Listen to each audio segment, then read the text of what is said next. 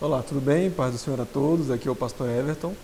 Nós vamos hoje dar sequência ao nosso estudo de professores da Escola Bíblica Dominical. Hoje com a lição de número 4, que vai falar sobre a igreja e o reino de Deus. A gente já aprendeu sobre o conceito de igreja, sobre a origem da igreja, a natureza da igreja, né? O que é a igreja de Cristo. E hoje nós vamos falar sobre esse importante aspecto que a igreja precisa manifestar. Toda igreja de Cristo, genuína, ela precisa manifestar o reino de Deus. Então hoje o assunto é exatamente a relação entre o reino de Deus e a igreja de Deus, a igreja de Cristo, né? Nós vamos responder perguntas do tipo, qual é a relação entre a igreja e o reino de Deus, né? Nós sabemos que a igreja é a expressão desse reino na terra. Nós vamos falar sobre de que forma, né, que a gente pode expressar ou representar esse reino, né? Manifestando os seus valores. Esse, na verdade, é um dos papéis mais importantes da igreja, manifestar os valores do reino de Deus. E nós vamos falar também sobre, né, se esse reino ele já existe ou ele ainda está por vir, né? A gente vai ver que a gente vai precisar considerar dois pontos aí. O reino, na verdade, ele é uma realidade existente, mas ele também é uma realidade futura, ele ainda está por ser consumado. Então, nós vamos passear, né, sobre esses aspectos aqui. Importante lembrar que a igreja, né, o organismo igreja, ele está sempre presente em todos os tempos, tanto no reino que se manifesta agora, nessa realidade presente, quanto no reino que vai se consumar na realidade futura.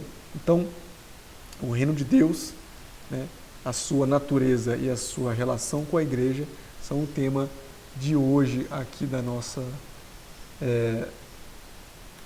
lição. Então, como introdução, né? Como introdução aí para os seus alunos, você pode deixar bastante claro aí, né? Como introdução. Nós vamos falar então a relação, né? Então você pode introduzir a sua lição com essa minha sugestão, né? Você trazer, olha, aprendemos o que é o conceito e vamos agora para o que a igreja precisa manifestar. Isso é uma palavra-chave que você pode usar. E aí você entra, então, o que nós vamos manifestar como igreja? O reino. Então, nós vamos estudar a relação entre a igreja e o reino de Deus, que é algo que a igreja, vou escrever aqui, ó, a igreja precisa manifestar. Certo? Vamos falar também sobre de que forma nós, como igreja, né, representamos o reino. E também se o reino, né, está por vir ou já chegou entre nós. Então essa é uma dúvida que será respondida, você já pode deixar aí os seus alunos com essa dúvida introduzida, porque ele vai buscar o tempo todo atenção em você para saber se você responde ou não essa pergunta. Essa é uma dica que eu deixo para você deixar a sua aula bem interessante. Então, você já pode introduzir, né? Existe uma realidade presente, mas também existe uma realidade futura. Então, isso é algo que você vai falar durante a sua explanação. Vamos para a lição, então, né? O primeiro tópico vai falar da natureza do reino. Certo?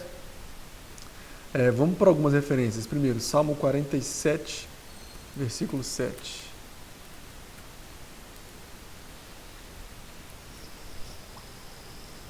Diz assim a palavra do Senhor, vamos vir para cá, para você acompanhar comigo. Ó. Pois Deus é o rei de toda a terra, cantai louvores com inteligência. Então o que o versículo fala? É o rei de toda a terra. Então por aqui a gente já aprende o quê? Por aqui nós aprendemos que esse reino é universal, certo? Então o reino do Senhor, ele é universal, ele não é a universal, né? Tomar cuidado com os bordões, ó. O reino, ele é universal, é o rei de toda a terra. Pode anotar aí, ó, o reino é universal. Certo? Rei de toda a terra. Outra característica do reino, da natureza do reino, vai lá em Daniel 4, pega o 25 e também o 35. Vamos lá. Ó.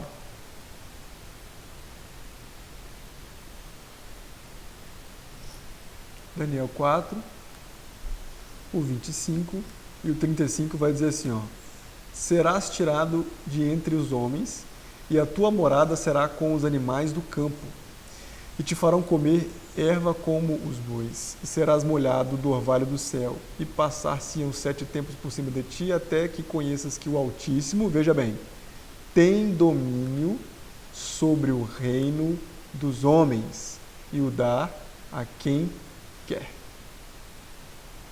Então veja que é um reino, o reino do Senhor, ele domina o reino dos homens, está sobre o reino dos homens. Aí o versículo 35 de Daniel 4 vai falar: e todos os moradores da terra são reputados em nada, e segundo a sua vontade, ele opera com o exército do céu e os moradores da terra. Não há quem possa estorvar a sua mão, ele diga: que fazes? Ou seja, o que eu aprendo nesse versículo? Ninguém pode chegar para Deus e dizer assim: uai, o que você está fazendo, Deus? Está fazendo tudo errado, né? Como se fosse assim. Por quê? Porque ele tem domínio, ou seja, o reino é soberano. Então vem comigo aqui, ó, para a sua anotação. Eu sei que você já pegou e anota junto comigo aqui, ó. O reino é soberano. Certo? Ele tem domínio sobre os reinos dos homens e nenhum homem pode reclamar, né? Ele opera segundo a sua vontade e ele opera com o exército do céu. Então não tem para onde a gente correr ou fugir. Outro versículo que também deixa isso bastante claro é o Salmo 103 e o versículo 19. Salmo 103 e o versículo 19 vai dizer assim, ó: ele muda os tempos e as horas, ele remove os reis e estabelece os reis. Ele dá sabedoria aos sábios e ciência aos inteligentes. Então, ó, veja que ele tem domínio. Ele remove os reis e estabelece os reis. Isso ficou muito claro lá no texto de Daniel. A gente vê exatamente como tinha sido profetizado e aconteceu, né? A Babilônia, depois Medos e Persas, depois a Macedônia e a Grécia, depois o Império Romano, né? Então, ele remove os reis, ele tem domínio. É um reino soberano, certo? Então, você já pode enfatizar esses aspectos da natureza do reino aí. Então, nenhuma ação da natureza ou dos poderes espirituais se sobrepõe à soberania de Deus, porque ele opera com o exército dos céus. Ele é quem comanda.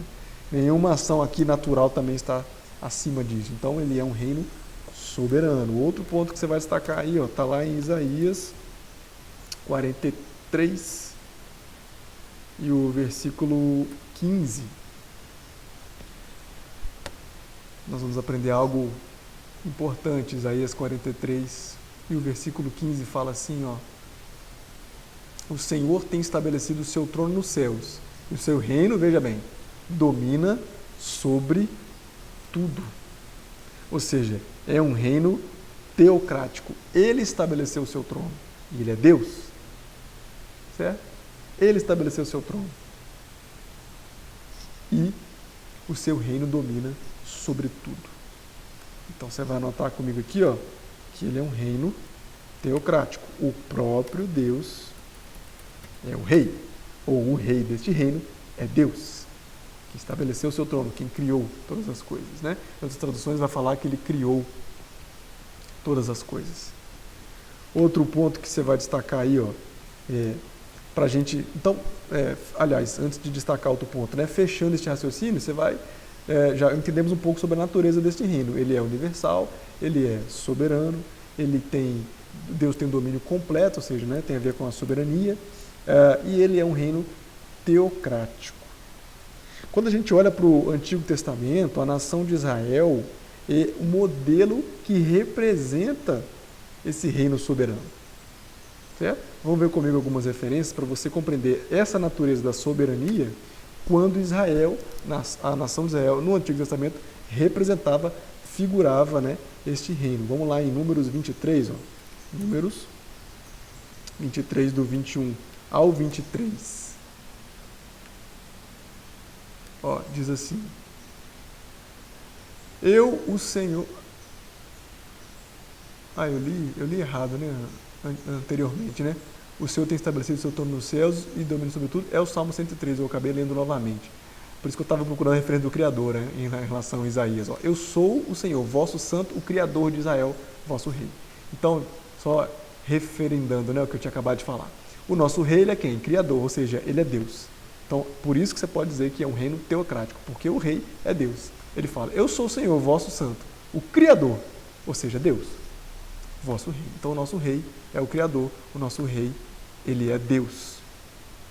Certo? Por isso que é um reino teocrático. Agora sim, vamos para o ponto lá que eu chamei a atenção em Números 23. Ou seja, para a gente entender que Israel prefigurava esse reino, e nós vemos que Deus, Senhor Deus para Israel, tem essa completa soberania, e daí nós entendemos que o reino de Deus, ele é soberano. Não viu iniquidade em Israel, nem contemplou maldade em Jacó, o Senhor seu Deus. É com ele e nele, e entre eles se ouve um alarido de um rei. Então veja, a nação de Israel não tinha ali um rei colocado, mas as nações olhavam para Israel e reconheciam o quê? Que entre eles havia um rei, o próprio Deus. Então ele vai dizer, ó, Deus os tirou do Egito, as suas forças são como as de um unicórnio, ou seja, sobrenatural, não é uma coisa que não é natural, um unicórnio, não existe.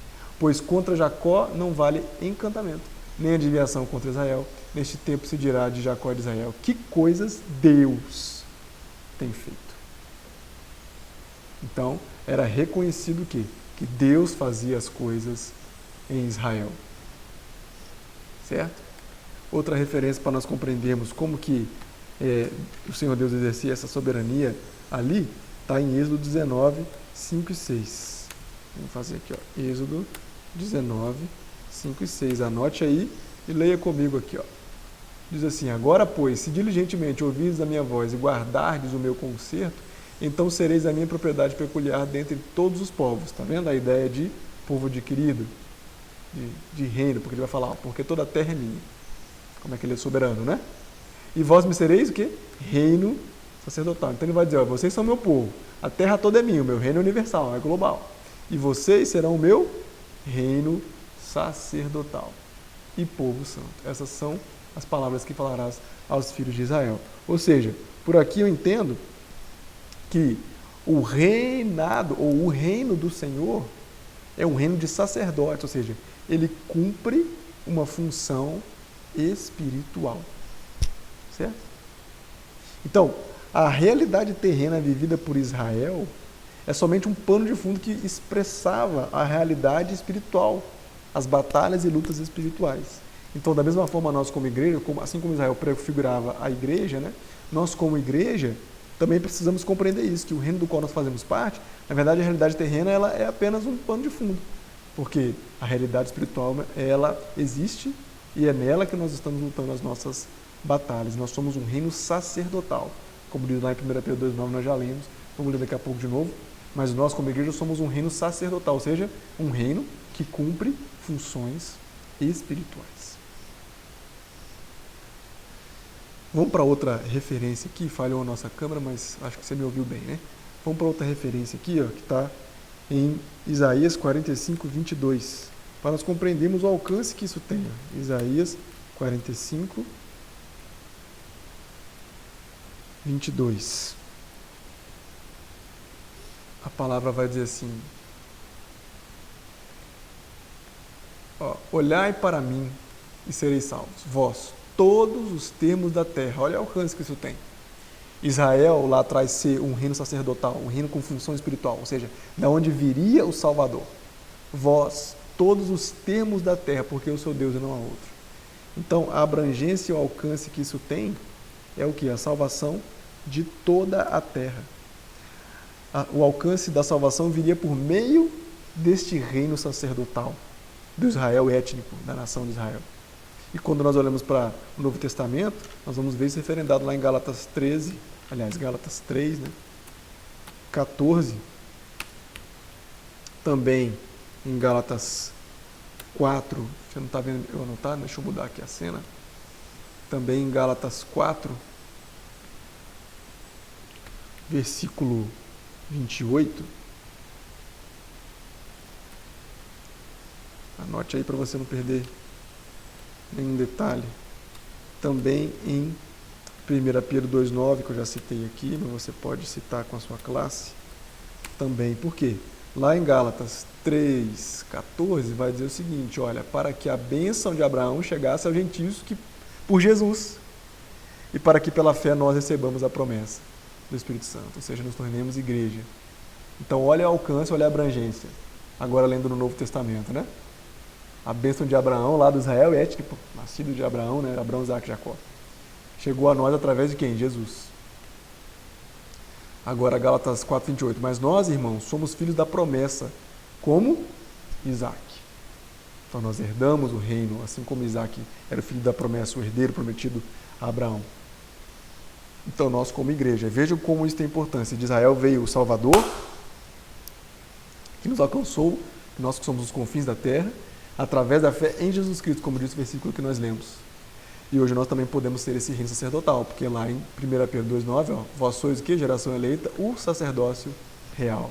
Então veja que do mesmo modo aqui o Senhor Deus se refere a Israel no deserto, lá em Êxodo 19, 5 e 6, Pedro também se refere à igreja, né? Recebendo de Jesus esse ensinamento, se refere à igreja. Nós somos o sacerdócio real, a nação santa. Mesmo não sendo Israel étnico, nós somos a nação santa, porque nós somos igreja. O povo adquirido, assim como Deus se referia ao Israel étnico, para que anuncieis as virtudes daquele que vos chamou das trevas, para a sua maravilhosa luz. Então veja que nós temos essa prerrogativa para entender o que é ser reino, certo? Jesus é raiz de Davi. Vamos ver mais duas referências para a gente fechar esse ponto. Lá em Apocalipse 17,14.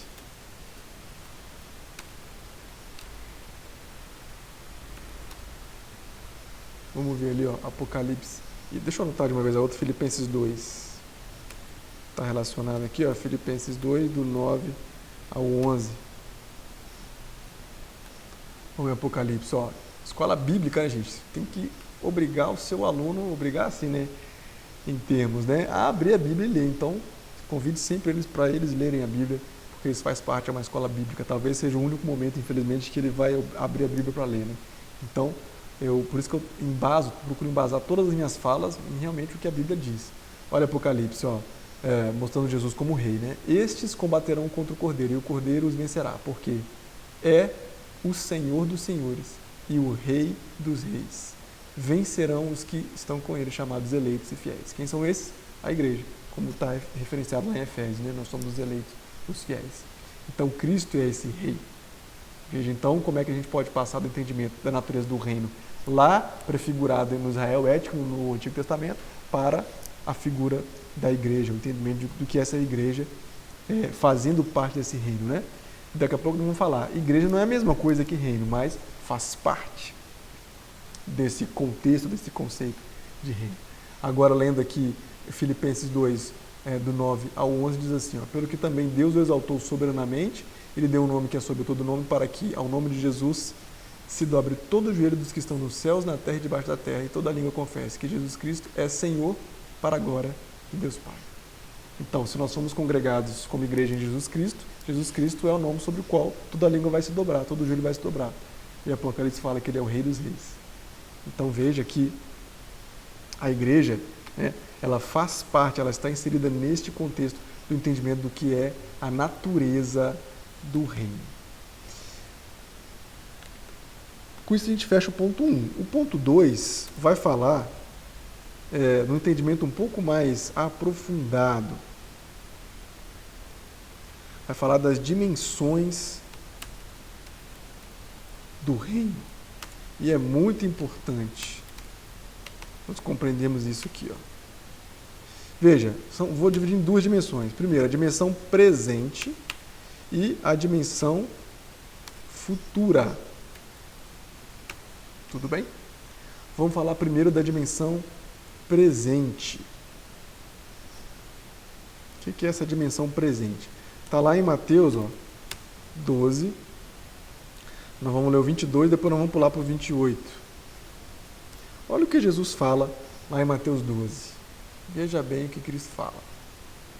Diz assim, trouxeram-lhe então um endemoniado cego e mudo, e de tal modo o curou, então ele estava endemoniado, e por isso era cego e mudo. De tal modo o curou que o cego e mudo falava e vira. Ou seja, aconteciam coisas visíveis através de um poder sobrenatural, invisível. Presta atenção nisso. Aí no versículo 28 Cristo fala, mas se eu expulso os demônios pelo Espírito de Deus, é conseguintemente, olha bem, chegado a vós o reino de Deus. Então veja, o reino de Deus tem uma dimensão presente. Ele se manifesta visivelmente, através da presença de Jesus e do Espírito Santo na igreja e das maravilhas e sinais que são operados, certo? Ele se manifesta de modo visível a partir de um poder sobrenatural. Então o reino de Deus já chegou?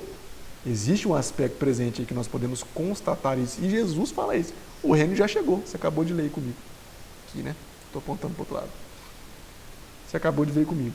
Mas essa dúvida se o reino é para agora ou para depois existe por dois motivos. O primeiro motivo é que as pessoas tendem a pensar que o reino de Deus são bênçãos espirituais. Ou melhor, são bênçãos materiais. Certo? Então, as pessoas pensam que o reino são bênçãos materiais. Então, o reino, veja bem, se manifesta de um modo visível, mas por um poder sobrenatural. Certo? Vamos em Romanos 14, 17, para a gente ver bem essa diferença. Romanos 14, 17. É muito conhecido esse versículo. Você vai compreender o que eu quero dizer lá em Romanos. Porque o reino de Deus não é comida, nem bebida, mas o quê? Virtudes espirituais, né? Justiça, paz e alegria no Espírito Santo. O reino, então, é manifestar o fruto do Espírito. E se a igreja são aqueles que são selados pelo Espírito, veja, a igreja está nesse contexto de quê? Manifestar visivelmente virtudes que são o quê? Espirituais, invisíveis, imateriais. Certo? Então nós não podemos incorrer no erro de achar que o reino são as bênçãos materiais. Não, eles se expressam de forma visível, concreta. Mas os valores e princípios deles são o quê? Imateriais. Então eu vou escrever aqui, vou mudar aqui a cena para você acompanhar e anotar também aí, né? O reino que é expresso, vou colocar assim, o reino é expresso de forma concreta. O homem lá foi curado por Jesus. Ele era mudo e cego, passou a falar e ver. Certo? Mas por causa de virtudes espirituais e materiais. Dá para entender então o que é essa contextualização do reino no aspecto presente? Ele já chegou, ele se manifesta de forma concreta, mas por obra e operação dos princípios e virtudes o quê? Espirituais. É isso que Jesus tentou explicar para aquele povo ali, né? Assim como aquela cura sobrenatural de Jesus a uma pessoa oprimida, né, cega e muda, foi uma cura que se manifestou fisicamente, mas foi uma cura o quê? Sobrenatural. Certo? Outra coisa que acontece, vou abrir aqui, as pessoas pensam que o reino de Deus ele é encontrado num lugar geográfico. Não. O reino de Deus, vou anotar aqui, o reino de Deus não pode ser encontrado num espaço geográfico. É ali que está, é lá em tal terra santa, né? Não chamam assim, né? É em tal rio, é tal água, né? Em tal lugar, em tal monte, é naquele lugar, ou naquela igreja, ou naquela denominação, ou lá onde aconteceu tal milagre. Não. Presta atenção. O reino de Deus ele não pode ser encontrado num espaço geográfico. Tanto é que lá em Atos 1, 6 e 7, Jesus fala sobre isso. E em João 18, 36 também. Vamos anotar aqui, Atos 1, 6 e 7. E João 18, o versículo 36. Vamos lá para Atos primeiro. Diz assim, Aqueles, pois, que se haviam reunido perguntaram-lhe, dizendo: Senhor, restaurarás tu neste tempo o reino a Israel? Estava achando que era coisa que palpável. O reino era ali em Israel, né? E disse-lhes: Não vos pertence saber os tempos ou as estações que o Pai estabeleceu pelo seu próprio poder. Aí, quando Jesus estava conversando com Pilatos, sendo interrogado por Pilatos, respondeu Jesus: O meu reino não é deste mundo. Se o meu reino fosse deste mundo, lutaria os meus servos para que eu não fosse entregue aos judeus. Mas agora, meu reino não é daqui. Então ele não pode ser encontrado num lugar geográfico aqui. Ele se manifesta nesse tempo presente, mas não é como os reinos da terra que tem um território geográfico, não.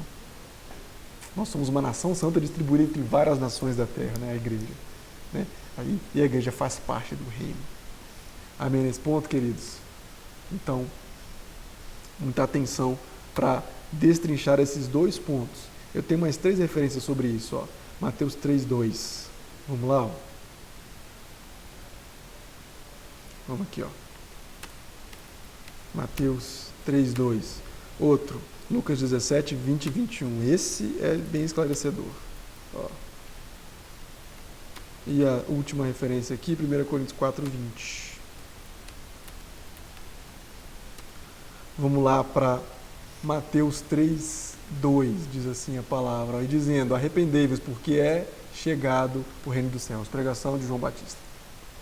Então o reino dos céus já chegou. Depois Jesus pregou assim também. O reino dos céus já chegou, tem uma dimensão presente. Não está no espaço geográfico. Ele se manifesta de forma concreta, mas expressando valores imateriais. Então, isso precisa ser percebido e compreendido. Vamos lá para Lucas 17, 20 e 21. Ó, interrogado pelos fariseus sobre quando havia de vir o reino de Deus, respondeu-lhes e disse: olha Jesus falando, o reino de Deus não vem com aparência exterior. Certo? Ele não está num lugar. Nem dirão, ei-lo aqui ou ei-lo ali, porque eis que o reino de Deus está entre vós. Ele está no meio, ou seja, ele está nas relações, na forma como você pratica os valores do reino, na forma como você administra o fruto do Espírito. Dá para entender isso? Então, ele não está aqui ou não está ali, ele não vem com aparência, mas você consegue perceber de forma concreta porque ele está no meio de vocês. Então, isso aqui é muito importante entender. Jesus respondendo aos fariseus aqui. Aí, em 1 Coríntios 4, 20, o reino de Deus não consiste em palavras, mas em virtude. Então, outra referência que vai nos apontar para essa questão do reino do Senhor, ele expressar valores espirituais. Certo? Então, com isso, nós podemos compreender o quê? O reino estava em Jesus, o reino estava na igreja primitiva, que é selada com o Espírito Santo, e por conseguinte está com a igreja atual. Então, o papel da igreja é manifestar esse reino. Então, ó, vamos fechar aqui uma conclusão aqui, ó. O que nós aprendemos aqui, ó, com essas referências? O reino estava em Jesus, né, a presença do próprio Jesus, certo? Estava na igreja primitiva, porque ele falou, não vos deixareis órfãos, mas enviarei um outro consolador. E está na igreja atual, porque nós também somos selados com o Espírito Santo, abreviado aqui é S. Amém nesses pontos? Beleza? Então, nessa dimensão presente, esta é a dimensão presente. Lembra aqui, ó, do nosso raciocínio? Ó, nosso raciocínio, ó. Essa é a dimensão presente. Agora vamos falar da dimensão futura. Vamos dar um zoom aqui, ó. O reino também se manifesta numa dimensão futura. Vamos para 2 referências aqui. Hebreus 6, versículo 5. E a outra referência é 1 Coríntios 6, 9 e 10.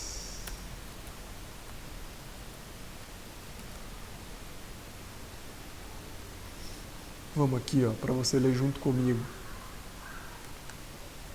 Hebreus 6, 5 vai falar: e provaram a boa palavra de Deus e as virtudes do século futuro. Então o escritor dos Hebreus está falando, olha, há pessoas que provaram das primícias do reino, em outras traduções, né? Virtudes do século futuro. O que é isso, ora? O reino ainda vai se consumar. vai se manifestar de forma plena lá na frente. Ele chama isso aqui, ó, século futuro. As virtudes do século futuro podem o quê? Ser experimentadas agora. Tá vendo? Está no futuro o reino na sua plenitude, mas elas podem ser manifestas e expressas agora.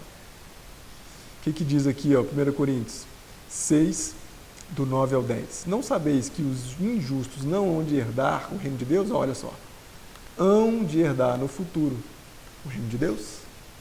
Não erreis, nem o devasso, nem os idólatras, nem os adultos, nem os efeminados, nem os sodomitas, nem ladrões, nem avarentos, nem bêbados, nem maldizentes, nem os roubadores herdarão futuro o reino de Deus. Então ele dá aqui uma classe de pessoas que não vão herdar o reino de Deus. Então aqui nós entendemos que existe um aspecto, vamos voltar aqui para você anotar junto, ó. Nós entendemos que existe um aspecto escatológico, ou seja, de eventos que ainda vão acontecer e estão profetizados. Então vai haver uma consumação do reino. Certo? Então, ó, ele está entre nós. Quando nós manifestamos, movidos pelo Espírito Santo, as virtudes e os princípios do reino. Certo? Dimensão presente. Mas ainda será consumado de maneira plena, como nós entendemos por os escritos de Paulo aí em 1 Coríntios e pelos escritos ali do escritor aos Hebreus, né? Ainda há uma coisa lá na frente. Beleza? Com isso nós fechamos aqui o segundo ponto. Vamos para o terceiro ponto, que vai exatamente trazer o quê? O contexto da igreja no reino. Vamos vir aqui para o terceiro ponto, ó.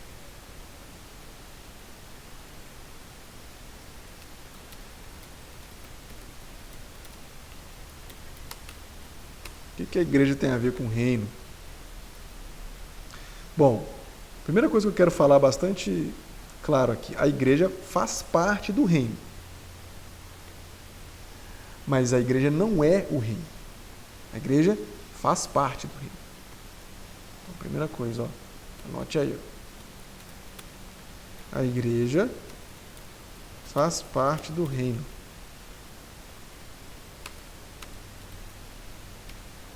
Mas o reino é muito mais abrangente. Ela não é o reino. A igreja não é o reino, ela faz parte do reino. Por que eu estou frisando isso?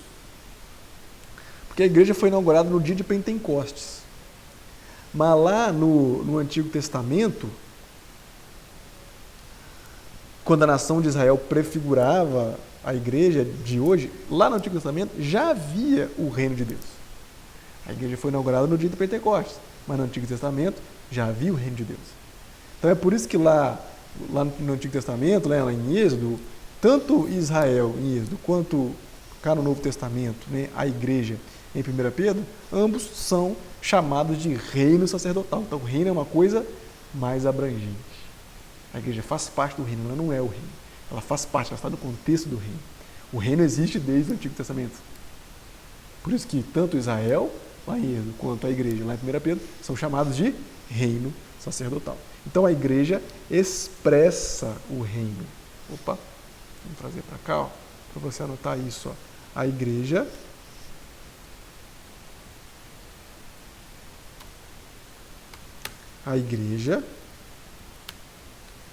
expressa, vou colocar até assim, ó, expressa o reino. Então, aqui nós já entendemos um pouco do papel da igreja. Esse é o nosso papel como igreja, tornar o reino conhecido. Vou colocar aqui, ó, o papel da igreja nesse contexto aqui, ó, é o quê? Tornar o reino conhecido. De onde eu estou tirando isso? Vamos escrever aqui, ó, algumas referências. Efésios 3. Vamos ler aqui, ó, Efésios 3. Vamos ler do 4 ao 12. É uma leitura um pouco extensa, mas ela é importante para nós compreendermos aqui essa questão de nós expressarmos o reino. Diz assim, ó, pelo que, quando ledes, podeis perceber a minha compreensão do mistério de Cristo. Então Paulo está falando sobre um mistério de Cristo, mas esse mistério foi compreendido por ele, ele está nos revelando nos seus escritos, ó, o qual, noutros séculos, não foi manifestado aos filhos dos homens, como agora tem sido revelado pelo Espírito aos seus santos apóstolos e profetas. Então, que mistério é esse? A saber, que os gentios são cordeiros de um mesmo corpo e participantes da promessa em Cristo pelo Evangelho, do qual fui feito ministro pelo dom da graça de Deus que me foi dado segundo a operação do seu poder. Então, ele está falando do quê? Gentios e judeus sendo congregados no mesmo lugar. O que é isso? Igreja. Então, esse mistério é a igreja. Certo? A mim, o mínimo de todos os santos, me foi dada esta graça de anunciar entre os gentios, por meio do Evangelho, as riquezas incompreensíveis de Cristo e demonstrar a todos qual seja a dispensação do mistério que, desde os séculos, esteve oculto em Deus, que tudo criou, para que agora, pela igreja, veja. Então, através da igreja, o que tem que acontecer? A multiforme sabedoria de Deus seja conhecida. Dos principados, veja bem, olha como isso é profundo. Então, a multiforme sabedoria de Deus tem que ser conhecida pela igreja. De quem? Dos principados e potestades nos céus. Então, o nosso papel como igreja é manifestar a multiforme sabedoria de Deus, as virtudes do Espírito, as virtudes do reino, não apenas na terra, mas nós temos que expressar isso como igreja de tal maneira que seja conhecido dos principados e potestades nos céus, ou seja, as autoridades em nível espiritual, segundo o eterno propósito que fez em Cristo Jesus, nosso Senhor, no qual temos ousadia e acesso com confiança pela nossa fé. Olha a profundidade do que é ser igreja, compreendendo o papel da igreja no contexto do reino. Qual o papel da igreja? Manifestar, não apenas nesse mundo, mas de forma que até as regiões celestiais reconheçam e saibam quem é a igreja, porque a igreja manifesta, expressa os valores do reino. Então isso tem que ser o assunto da nossa conversa diária. Vamos ver duas referências aqui sobre isso, ó, lá aliás, três referências, Atos 19, 8, Atos 20, 25 e Atos 28, 31. Ó. Atos 19, 8, Atos 20, 25 e Atos 28, 31. Então, ó,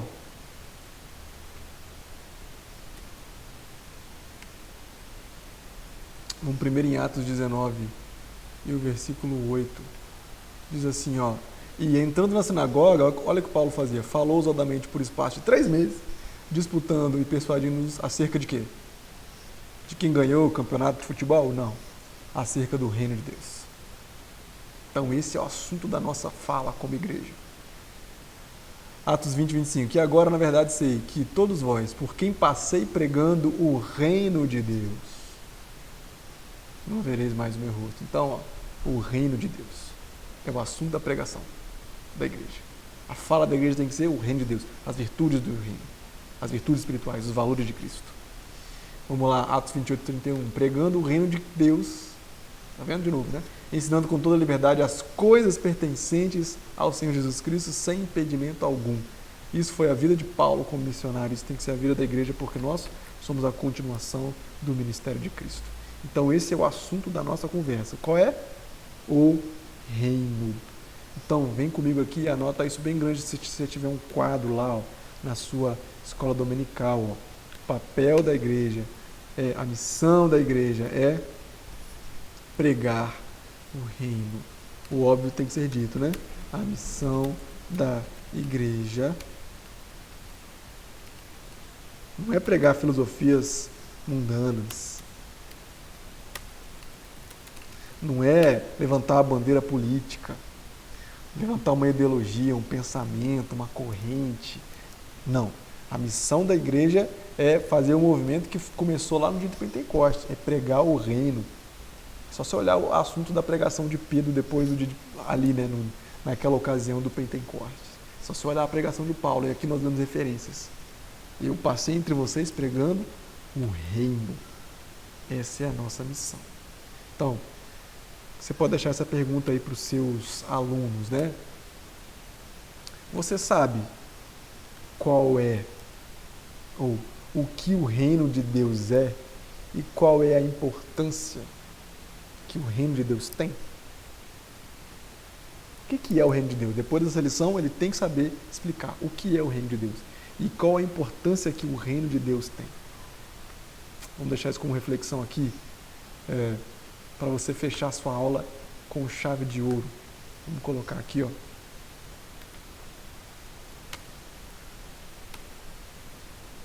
O conceito de reino de Deus e sua importância. Aí você vai deixar 3 referências. 2 Pedro 1, versículos 10 e 11. Esse capítulo 1 de 2 Pedro é maravilhoso. Você pode ler todo como um exercício. Tiago 2,5 e depois Mateus 6, que é muito conhecido. Versículo 33. Vamos lá para 2 Pedro? Diz assim a palavra. 2 Pedro 1, versículos 10 e 11. Portanto, irmãos, procurai fazer cada vez mais firme a vossa vocação e eleição. Quem são esses? A igreja. Nunca jamais tropeçareis. Fazendo isso, nunca jamais tropeçareis, porque assim vos será amplamente concedida a entrada no reino eterno de nosso Senhor e Salvador Jesus Cristo. Então, ó, o que eu tenho que procurar fazer? Qual a importância, né, de eu entender o que é reino? É lá que eu vou entrar. Então, se eu quero entrar lá, eu preciso ser igreja genuína. O que é? Fazer firme a nossa vocação e eleição, para não tropeçarmos.